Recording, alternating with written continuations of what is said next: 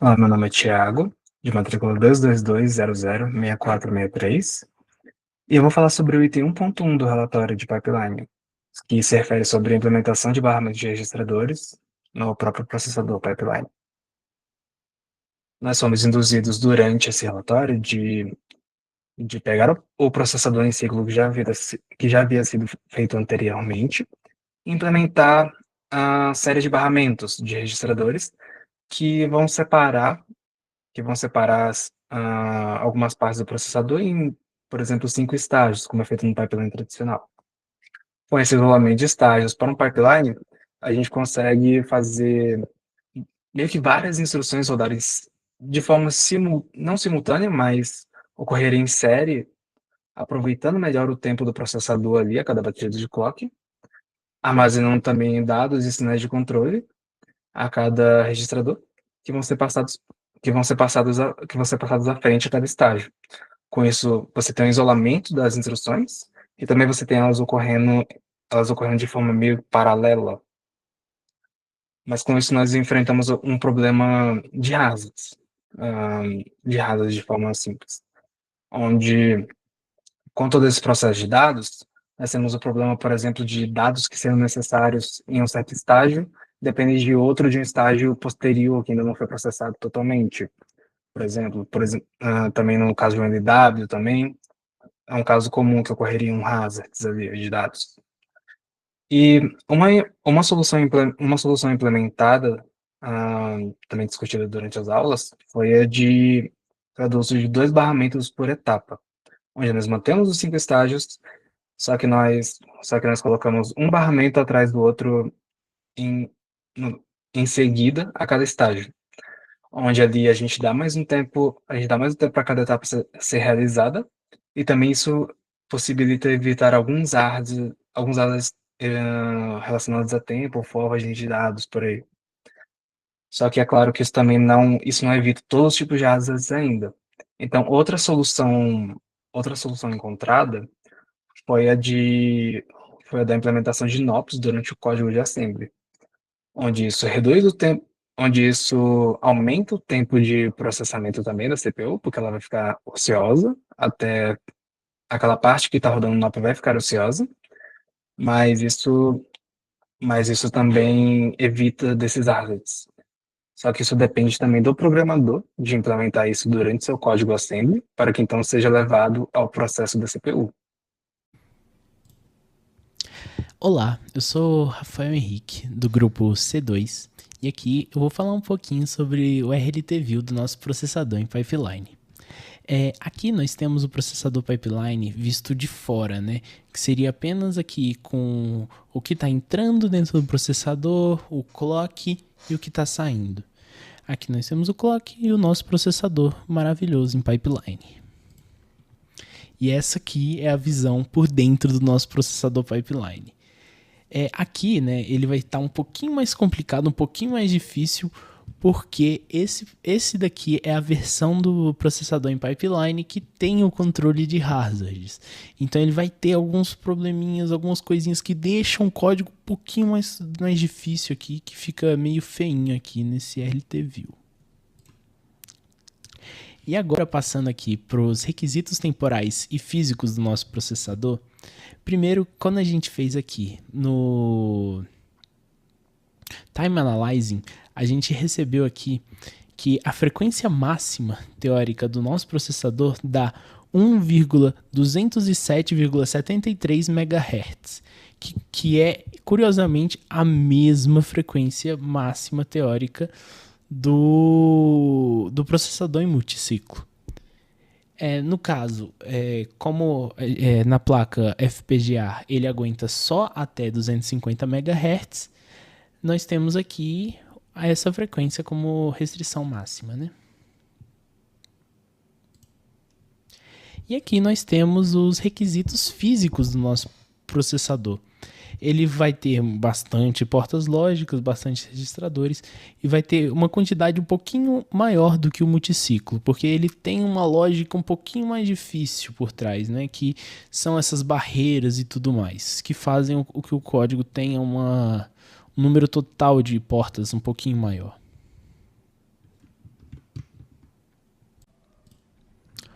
Olá, eu sou o Rafael, do grupo C2, e eu vou falar um pouco sobre as simulações que foram feitas no processador em pipeline. Primeiramente, o processador em pipeline ele funciona de maneira diferente do processador em multiciclo e do processador em uniciclo. Por quê? Porque o uniciclo e o multiciclo eles não acontecem hazard neles, eles não conseguem eles não têm esse problema de hazards. Já que no processador em pipeline, a gente precisa tomar cuidado e fazer as correções para esses hazards que vão acontecer no processador. Então, algumas instruções que podem causar hazards, seja de controle estrutural ou hazards de dados, essas instruções elas vão receber mais ciclos de clock para funcionar. Então, elas vão estar funcionando em mais ciclos de clock para garantir que essa informação não seja perdida, que a próxima instrução consiga usar essa informação ou que a próxima instrução não acabe no meio, no caso de um jump, de um back e tudo mais. Aqui nós temos a simulação temporal. A simulação temporal ela já leva em conta algumas coisas do processador, que são os delays que o processador tem nas portas lógicas. Então, ela fica um pouquinho diferente nessa questão, mas os dados se mantêm, né? E também funciona a parte das bolhas. A inserção de bolhas continua se mantendo, continua funcionando, mesmo sendo no tempo. E aqui nós temos a verificação da frequência máxima que o processador consegue atingir. No caso do time analyzing que a gente fez, o processador ele tinha dado que o processador ele aguentava até 1,2 GHz. Mas quando a gente foi aqui, simulou e tudo mais, a gente viu que o simulador não aguentava chegar nessas altíssimas frequências, mas ele aguenta chegar numa frequência de 125 MHz sem alterar as respostas que ele dá. Então aqui as respostas puras, respostas sem os erros. E aqui também vai funcionar a parte das bolhas e o controle dos hazards, né? Olá, meu nome é John Peter, esse é o Laboratório 4, questão 1.3. Nessa questão, nós vamos comparar os requisitos físicos e temporais dos processadores. Tá. Nessa questão, nós vamos ver o trade-off muito importante dentro de arquitetura de computadores, que é trocar a simplicidade física por desempenho temporal. Ou eu tenho simplicidade, ou eu tenho desempenho, né? Não tem como ter, é sempre uma troca. Tá. Então vamos primeiro falar dos requisitos físicos. Os dois principais métodos para medir os requisitos físicos é o total de elementos lógicos e o total de registradores, mas principalmente o total de registradores. Primeiro, nós temos o uniciclo, que ele tem um hardware mais simples, né? E por isso ele tem um custo de hardware menor. Como ele é simples, ele não precisa de registradores para salvar estados intermediários, pois a instrução é concluída no mesmo ciclo, né? É um ciclo para começar, um ciclo para terminar uma instrução. Depois, nós temos o multiciclo. No multiciclo, o custo de hardware dele, intermediário, né, dos registradores, vai ser de 1467, que já é maior, e existem esses registradores de estado para manter as informações do caminho de dados entre múltiplos ciclos de clock necessários entre cada instrução. Depois vem o pipeline, que nele já tem um custo muito maior, que é de 1826. Por que nós temos isso, né? Por causa da maior complexidade que tem no hardware dessa arquitetura, né? O aumento se deve aos registradores de estágio, ou os pipelines, que dá o nome ao registrador, que são essenciais para isolar os 5 estágios, IF, ID, EX, MEN, WB, e permitir que as as múltiplas instruções elas ocorram ao mesmo tempo. Depois, nós temos os requerimentos temporais, velocidade e desempenho. A principal métrica é a Fmax, né, que é a frequência máxima, e ciclos por instrução, CPI. Ok. No uniciclo, nós temos a frequência máxima mais baixa, de 83,35 MHz. E também temos o período de clock mais longo, porque o período de clock ele é limitado pela instrução mais lenta, que no caso é o load word. Já no multiciclo e no pipeline, a frequência máxima ela é muito maior, de 1207 MHz, tendo um período de clock muito mais curto, de 0,83 nanosegundos. Isso ocorre porque o período de, né, o clock, né, o período de clock é limitado apenas pelo estágio mais lento do caminho de dados e não pela instrução inteira, fazendo com que ele seja bem menor. Já na parte de desempenho e invasão, nós temos no uniciclo, né, uma CPI de 1, que é uma CPI ideal, um ciclo por instrução. Mas a vazão é a mais baixa devido ao ciclo ser longo, né, por causa que ele está limitado a maior instrução. No multiciclo, nós temos o problema da CPI ser maior do que 1, variando tipicamente de 3 a 5 ciclos por instrução. Aproveita o ciclo curto, mas a vazão é limitada pelo CPI maior que 1. Já no pipeline, nós temos a CPI tendendo a 1. A CPI ideal é 1. É uma instrução concluída a cada ciclo de clock curto. Ele oferece mais vazão ao combinar ciclos curtos com concorrência.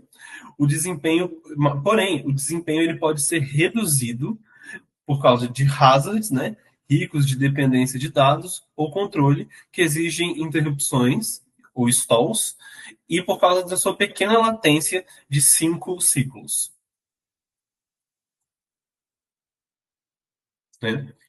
Conclusão. Comparando as arquiteturas multiciclo, uniciclo, multiciclo e pipeline, percebe que quando mais sofisticada a arquitetura, maior a quantidade de recursos físicos, hardware. O maior custo de hardware permite que haja concorrência dentro do processador. Logo, a velocidade de execução e desempenho é maior. Maior complexidade. Logo, temos, né, que maior complexidade é igual a maior número de requisitos físicos, que é igual a maior desempenho.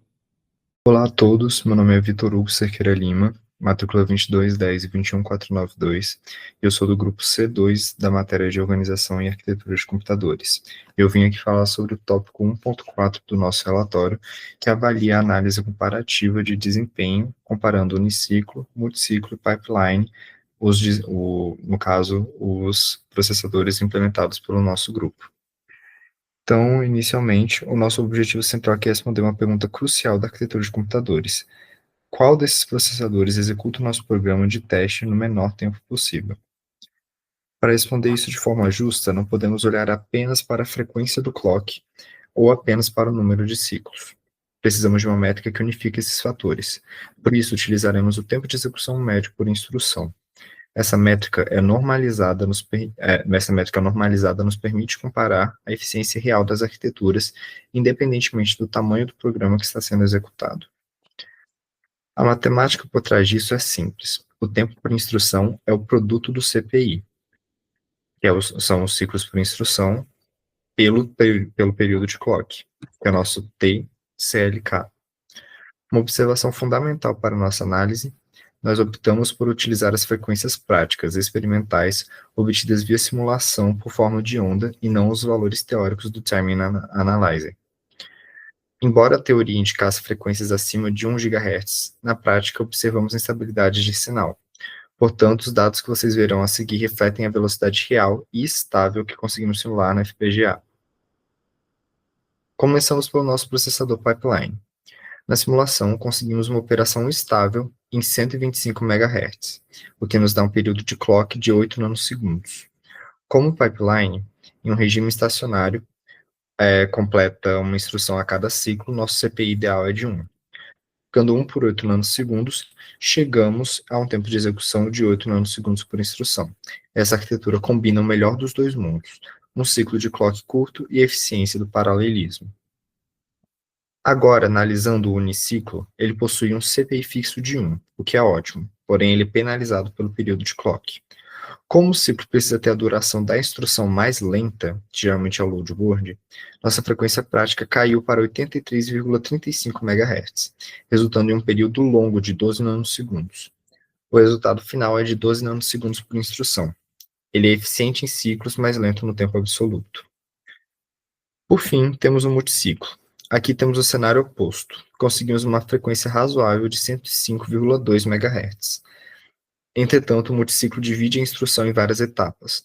Para a ISRV 321, 32i, estimamos um CPI médio de aproximadamente 4 ciclos. Isso penaliza drasticamente o desempenho final. Nos dá por volta de 38 nanosegundos por instrução. Apesar do clock rápido, ele é o processador mais lento globalmente. Colocando tudo lado a lado nessa tabela, a diferença fica clara. O pipeline lidera com 8 nanosegundos por instrução, o uniciclo vem em segundo com 12 nanosegundos por instrução, e o multiciclo fica em último com 38 nanosegundos por instrução. Note que, embora o multiciclo tenha um clock mais rápido que o uniciclo, o custo de precisar de 4 ciclos para fazer o que os outros fazem em um torna ele ineficiente nesse cenário. Concluindo nossa análise, o processador pipeline é o grande vencedor. Ele consegue manter o CPI próximo de 1, similar ao uniciclo, mas com clock rápido, similar ao multiciclo. Essa capacidade de processar instruções em paralelo permitiu que ele executasse o programa DI1.S no menor tempo entre as três arquiteturas.